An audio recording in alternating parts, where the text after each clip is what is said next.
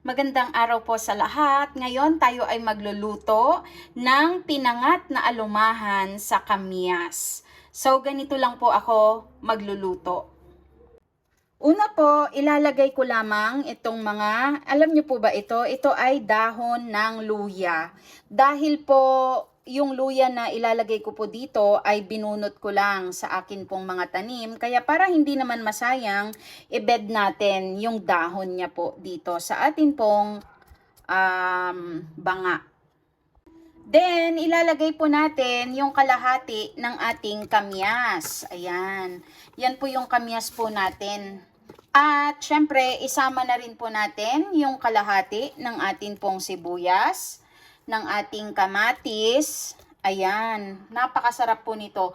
Kung napanood nyo po yung video ko nung nakaraan, pinangat naman po yon sa sampalok. Oh, dahil may nagbigay po sa akin ng kamyas noong Sunday, yan po ay ilalagay natin naman ngayon. Pangat naman na alumahan. Ayan. So, ilalagay din natin ang ating luya. Syempre, sa isda, napakasarap po na mayroong luya. Fresh na fresh po yung luya ko.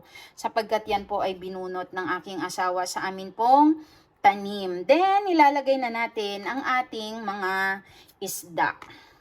Yan. Okay. Ayan, then lalagyan lamang po natin ng seasoning granules. Ito po ay optional, nasa sa inyo po yan. Then, salt at saka pepper. Then, salt. Lalagyan na po natin yan.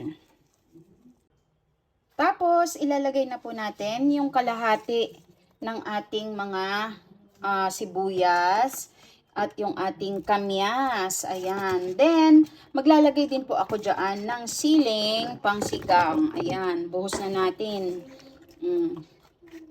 yung ating luya. At maglalagay din po pala ako ng onion leeks. Ayan. Grabe. Ngayon pa lang ay naglalaway na ako. Sobrang malamang masarap na naman po ito. Ngayon lalagyan ko lamang po ng konting tubig para po maluto yung atin pong kamyas at yung atin pong mga isda.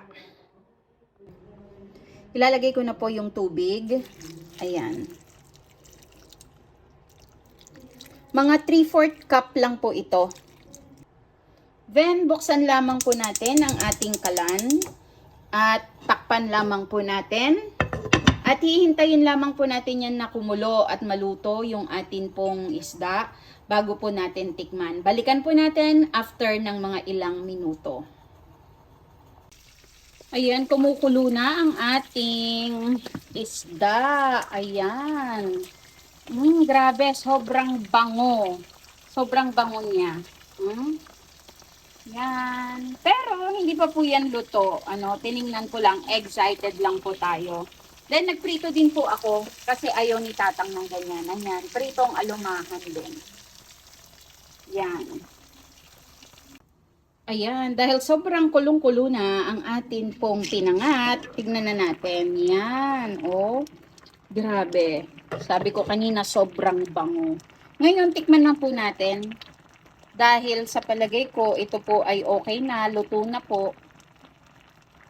Tikman po natin yung kanyang lasa.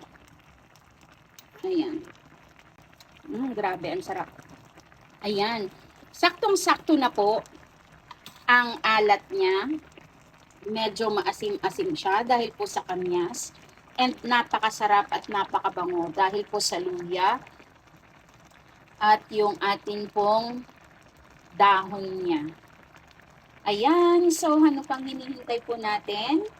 Para na po, patay na natin ang apoy at tayo ay kakain na. Ayan. So, maraming salamat po. Bye!